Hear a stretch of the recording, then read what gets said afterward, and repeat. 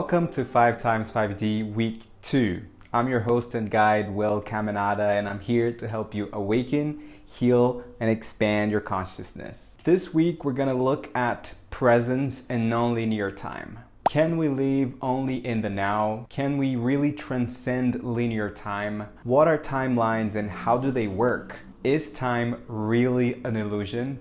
In the last episode, we discussed non-duality and how duality actually exists in order for us to understand non-duality and eventually be able to transcend the 3D limited perception. This was the key foundation for this course. So if you haven't watched that, I recommend that you watch it before continuing with this one. We look at the duality we live in because that's how we operate and make sense of things. And when it comes to time, well, remember that 3D is the realm of linear space and time. So there is a past, a present, and future. Can we really transcend this linear time and just live in the now? Is time useless? Is time the bad guy in this whole story? In the words of the spiritual master Eckhart Tolle, author of The Power of Now and the New Earth, nothing has happened in the past. It happened in the now. Nothing will ever happen in the future. It will happen in the now. So that's an easy concept to rationally understand, right? All he's saying is that now is all there is, now is all we got. But from a 3D perspective, again, the past does exist as well as the future. If you try to remember where you were or what you were doing 5 minutes ago, that's the past. And if you think of the next word I'm going to say, that's the future. Oh, wait, it's now. But if you think of getting to the end of this video, for instance, it is a point in the future. When you look from a 5D perspective or with your 5D sunglasses, time is really just one thing, presence. So you start to really embrace the now moment. Life then becomes a collection of now moments. And the quality of your life overall is measured by how you live each and every now moment. This doesn't mean you will only have good moments, but you are aware that you can always choose how you want to experience the next moment. And just referring to the first episode of non-duality, the one judging whether the moment is good or bad is the ego, who perceives everything from a dualistic perspective. When you start tapping into non-duality, the present moment becomes just the present moment. You start accepting the moment as is. You start accepting the thoughts and emotions that arise without being identified with them. You use them in the present moment to guide you into the actions that you may need to take, and again, how you choose to experience the next moment. I call it choose love. You can always choose love. And I'll talk more about it towards the end of this video. Okay, this seems clear, I suppose. Now is all there is. Live in the moment. Accept your thoughts and emotions. Choose love. I could just stop the video now. But no, I won't do that. For me personally, in the past, these ideas and concepts seemed a little vague. I did believe them, but they didn't feel substantial to me. So now I will fill you in with a bunch of information, and then you can feel how it resonates with you and find the answers for yourself. I just want to preface this by saying that when we talk about time, sometimes things get a bit confusing because we are deeply programmed to see things from a linear perspective. So all I'm saying here, it's my interpretation of it from my studies and obviously from my life experiences. So by all means, don't take just my word for it. Do your research, reflect on the subject, and again, feel what resonates with your soul. But here's the question. Is there really no time in 5D? Is time really an illusion, as many people say? And the short answer to that, again, is in the duality of it. Think of 3D, the realm of linear space and time. And the key word here is linear. It's not that space and time don't exist in higher dimensions, but they don't exist in a linear fashion. Let's first look at the idea of linear space. And to understand that, we can think of how gravity works. The 3D world is denser compared to higher dimensions, meaning we are physical beings surrounded by physical matter. And what's keeping all of us connected to Earth is gravity. If we want to go from A to B, we need to physically move ourselves, whether through walking or through a vehicle. The less density and the less gravity, the more that space becomes non-linear. Imagine that for a higher dimensional being who's not being pulled by gravity because they have way less dense bodies than humans, going from the US to Australia is a faster route than your walk to the grocery shop around the corner. So in that sense, for them, going from one planet to another is, in our perception, way faster than we can ever imagine. So it would be fair to say that as we go higher in dimensions, time and space just become more and more expanded, more non-linear, but they don't cease to exist. According to the Pleiadians, the 9th dimension is actually the realm of time, and the gatekeeper of 9D is the token, the Mayan sacred calendar. Let's have a quick look at all the 9 dimensions to make things a bit clearer. The first dimension is the iron core crystal of Earth. It is the only dimension that's completely solid because it is the densest. The 1D is the gravity in all planets. Imagine 1D as a point, the beginning point of all Earth's manifestation, where materialization happens as a result of the planetary spin. The 1D core origination point eventually ends in the 9D. The second dimension is the telluric realm, the space between the core center and the crust of the planet Earth, intersecting with 3D. The third dimension is the realm of linear space and time. Here we interact with the physical forces of the lower realms and the non-physical forces of the higher realms. As we go higher in dimensions, linear time, space, and matter start to expand. The fourth dimension is the realm of the collective mind and feelings, where all events, thoughts, and feelings we experience here in what we call our history are stored in a non-linear way. It's one of the realms where the Akashic records are, and we'll get into that in a moment. The fifth dimension is the realm of love and oneness, which is pretty much the opposite of what we experience in 3D. The sixth dimension is the realm of sacred geometry, where everything already exists. And that's one of the realms where we download ideas from. The seventh dimension is the realm of sacred sound. All is frequency. Sound creates geometry, and this has been proved by cymatics. Look it up. The eighth dimension is the realm of light. All is light. Light creates sound, sound creates geometry, and love is what connects it all. The ninth dimension is the black hole of the Milky Way, and also the realm of time. And so here's where I got very puzzled when I learned that I couldn't grasp the idea that time is in a higher dimension than light, sacred sound, sacred geometry, and love. So I wanted to understand what the black hole of the Milky Way actually is. A black hole is formed when a large star dies and collapses under its own weight, and it shrinks down to a dense point called a singularity, which distorts space and time. This great spiral draws all kinds of emanations, planes, and spheres into itself on the vertical axis, originating in the center of the Earth.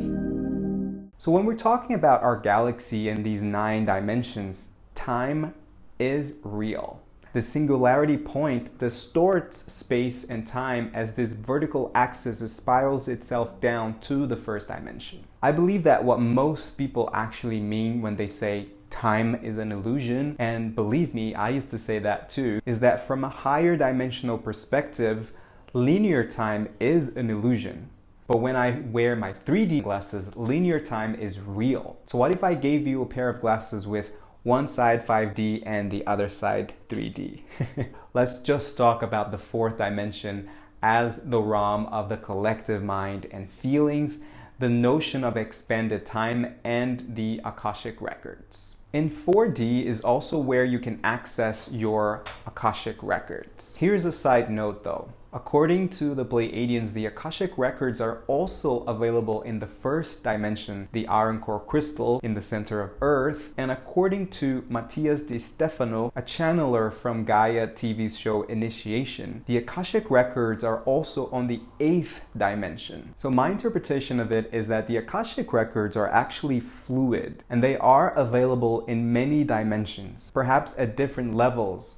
And because the 4D is still very much connected to 3D, I would say that the Akashic records in 4D are the closest to our human life's events and feelings. The direct translation of Akasha is the word meaning upper sky or space in Hinduism. Some people call it the book of life. I like to see it as the library of the universe. It's this infinite library that contains the records of all your soul's journey individually and collectively, all of the history of humanity, the future, thoughts, feelings, traumas, not just from this planet, but also other planets and galaxies. When you think of 4D and the Akashic records, you can start thinking of time as one thing. Past, present, future, all in one giant infinite library. Imagine walking around this library and browsing through these books that contain, let's say, the history of your soul,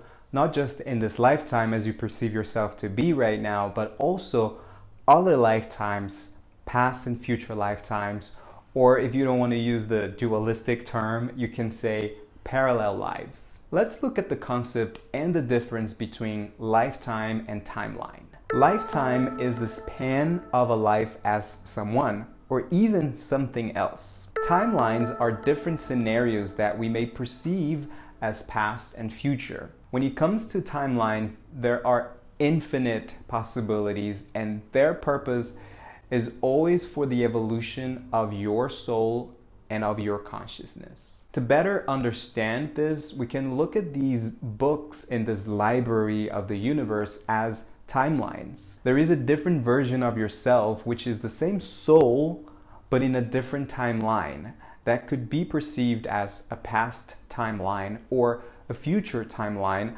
as well as past lifetimes or future lifetimes. But regardless, these versions are all you. Your actions today in this present moment and in this lifetime will sort of dictate which timeline you're jumping into. They can either push you forward, meaning you can skip timelines that you were likely to have to go through, or they can slow down the process of evolution of your soul, meaning you go back to the same timelines over and over until you learn what you're supposed to learn. Let me give you a real life example because I feel like this always helps. And I will use a very random, mundane one. Let's say that right now you choose to drink an orange juice. You go to the fridge, get the carton of orange juice and drink it. What you don't know is that that juice is off. So this action takes you to another timeline in which you find yourself sick in the toilet. If you hadn't drunk that juice, that action would have taken you to a different timeline where you wouldn't be sick. Now the question that remains is, was there a reason for you to feel sick? I believe there was, and maybe you would say it doesn't feel good to be sick, but perhaps there was a little lesson to be learned, or some cleansing or purging that needed to happen, some healing that needed to take place. And remember, in this 3D life, we experience the duality of things so that we can learn and evolve. But let's say you didn't learn the lesson, or you just didn't realize that the cause of your sickness was the bad orange juice. Next day you go to the fridge and drink that same juice again. Guess what? You will find yourself in a very similar or maybe even the same timeline. I can even add this. If you're not allowing yourself to feel sick and cleanse and purge, whatever it is that the sickness is here to do for you, you may find yourself in the same timeline from a different action that may not be necessarily the orange juice. It could be another juice or just anything else. Now you can take this random example and apply to another plot. So here's plot number 2. Let's say you had your heart broken by this guy who cheated on you.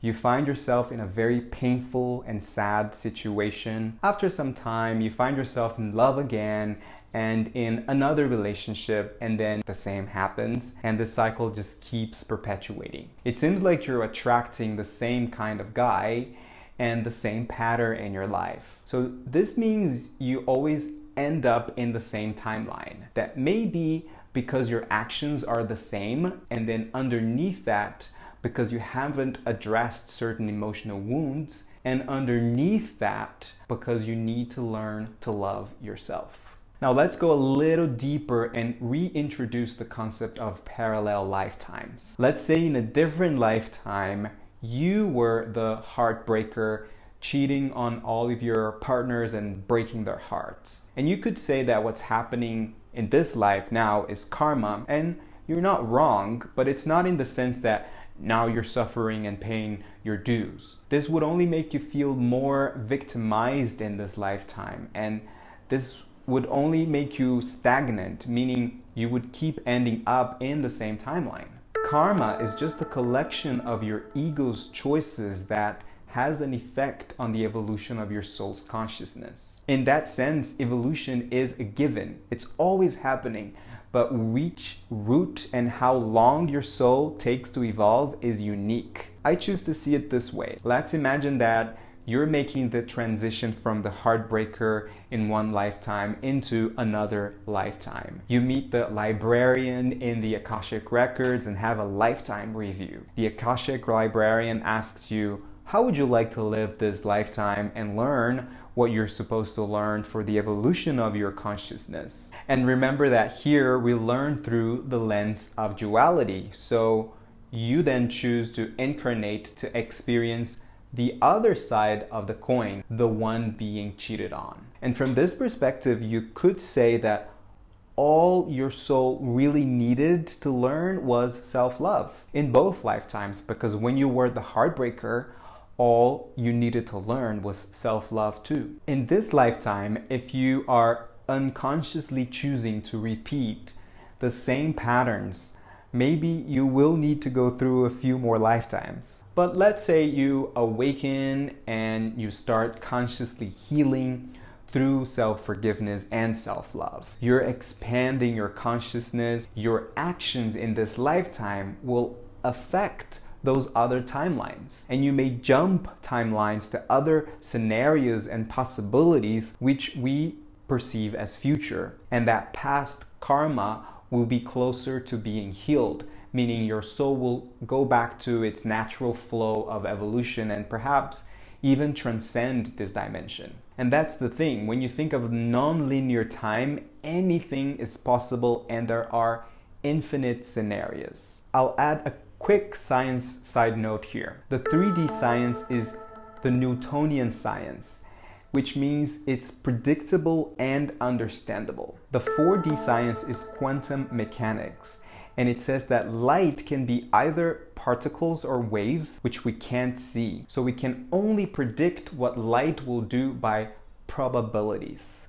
The 4D collective mind is a great big probability range. And I'm saying this because this is totally related to the idea of timelines that we've just seen. Timelines aren't fixed, the same way that plans and strategies may fall apart. I do believe, though, that within this range of probabilities, there are scenarios that are highly likely to happen, some that are just likely to happen, and some that are not very likely to happen. And maybe, just maybe, what we call destiny could actually be these probabilities. One of the messages that I got from my guides, the Gardens of Love, once was this: detours aren't bad. They're just detours. Your schedule is not the same as ours. In fact, we don't have a schedule for you. We don't even have a plan for you. We're just guiding you through your soul cycles and timelines. The way I interpret it is this: the soul cycles and timelines are what we perceive as the plan, meaning that natural flow of the evolution of consciousness. And because consciousness experiences itself and evolves itself through us and all there is, when we trust and surrender to this flow, and we'll look into surrender and trust in the next class, we understand that there is never a wrong path or a wrong decision to make. And our guides never interfere with our free will. But if we're open to being guided by them, they will always guide us to the highest purpose of all, meaning whatever is necessary for our evolution as a human being and as a soul. We could say then that without time, there is no evolution. And this would also explain why 9D, the realm of time, comes before light, sound, geometry, love, and etc. From that perspective, we could see time as part of our creation. Time is you. We can finally befriend time instead of thinking we are slaves to it. One thing to remember is that this time we're talking about is not always only counted by hours, minutes, or seconds. It can also be counted by thousands or millions of years, by eons, by the speed of light. After all, the universe can also be seen as a giant infinite book of maths with equally infinite equations. Most importantly, we as human beings feel time in a different way than higher dimensional beings. According to the law of one material, the whole transition of planet Earth from third density into fourth density of consciousness, which would be the equivalent to third dimension to fifth dimension, will take about 30 million years. 30 million years. Now, how does this feel in your body? How can you even grasp the idea of 30 million years? That's how we feel time here, but perhaps 30 million years for the Pleiadians is not that long. With that thought, I want us to come back to what we have now. What is it that we have now? You got it, now. Can we live just in the now? Yes. But this doesn't mean you completely neglect the rules of 3D linear space and time. For instance, if you want to fly from A to B, you need to plan, book your ticket, go to the airport, and all of that. There can be extreme cases, probably like Eckhart Tolle, who really may not feel time the way most of us do, but in one way or another, he still has to book that flight, or he needs to have someone to help him navigate these 3D tasks. And once again, I'm not saying you should completely neglect your past or never think about your future, but there is a difference between looking back at your past as data, as information, as wisdom, lessons learned, and dwelling in the past, letting the wounds of the past dictate your life and remaining stuck in a pool of what ifs and if onlys. The same way that there is a difference between planning for the future, being excited about what's to come, and worrying and fearing the future based on your past experiences. The key here is that all of that lies in the present, because even when you might be dwelling and stuck in the past, the one doing the dwelling is your ego, who may want to live in the past, but your true self or your soul is always found in the present moment. And one interesting thing happens when you get higher in presence. Your perception of time accelerates. Suddenly you spend a whole day doing something and you don't even notice time passing by. More often than not, you find yourself in that state of flow, and time passes by without that same density that it had before. And that is the 5D level of frequency. You're moving higher in frequency, and because of that, more and more, you become able to go back to the present whenever you come out of it. I now want to offer some tips for you to go back to the present moment whenever you are out of it. Remember that this life is a collection of now moments, and we can always choose love in the next moment. So this is my first tip. Choose love. This comes from awareness, and it's a lifelong practice. Let's say you may be dwelling on the past or worried about the future, and when you catch that thought and feeling, you acknowledge it, accept it, and ask yourself, is there love in my heart now? And the answer must always be a resounding yes, because there is nothing you have to do to earn love, for you are it. Eckhart Tolle suggests a similar process, and it's a bit more practical. So this is for those who may perceive choosing love as a little bit vague. He suggests that when you find yourself worried or dwelling in the past, you stop and ask yourself, is everything okay right now? You'll find that most of the time you are okay. And if the answer is no, then you should ask yourself, what can I do to make it okay? Or who can I ask for help? It's the untraining of the ego that always feels scared back into the safety of the heart center. Number 2, the fastest way to come back to the present moment is this. Think of something that makes you smile. Come on. I see you smiling. You're back in the present. Number 3 is your breath. Take a deep breath.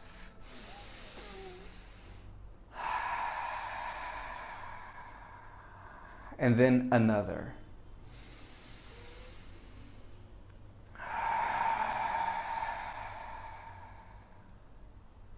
And another.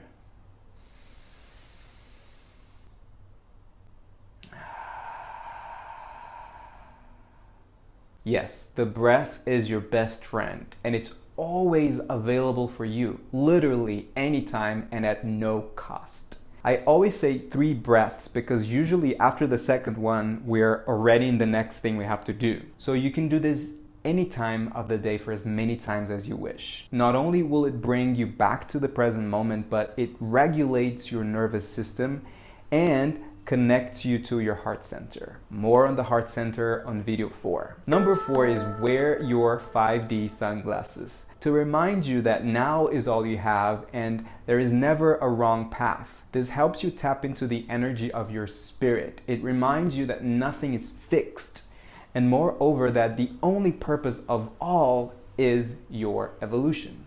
Number 5, the way to get higher in presence is to have a daily and consistent spiritual practice. It doesn't have to be only meditation or journaling or breath work. It can be a mix of the practices that you like. In time, you will realize that anything can be a spiritual practice. You may be having a shower in full presence and gratitude and awe of the beauty of your body and the miracle that it is to be alive. You may be eating your meal in full presence and gratitude for the energy that that food is giving you. You may be watching this video completely engaged and present, having insights one after the other. And that, my friend, means you're expanding your consciousness. In the worksheet, you will find a space to try the neutral spectrum tool again, now with the theme of time. And as usual, you'll find very simple tasks that you can incorporate in your day-to-day life to integrate the lessons from this video. Next, you will find a meditation that will help you stay in the present moment, and you will learn how the breath can be your only and best mantra. Thank you for being on this journey with me. In the next video, we'll explore surrender, trust, and abundance. What does it mean to surrender? How can we trust an invisible guidance? Is there a flow of life? Are we in it or are we it? Do we attract abundance or allow it in? How? This will be an enlightening look into perhaps some familiar topics. As always, keep shining your light, keep your heart open, and let love lead the way. I love you. See you in the next episode.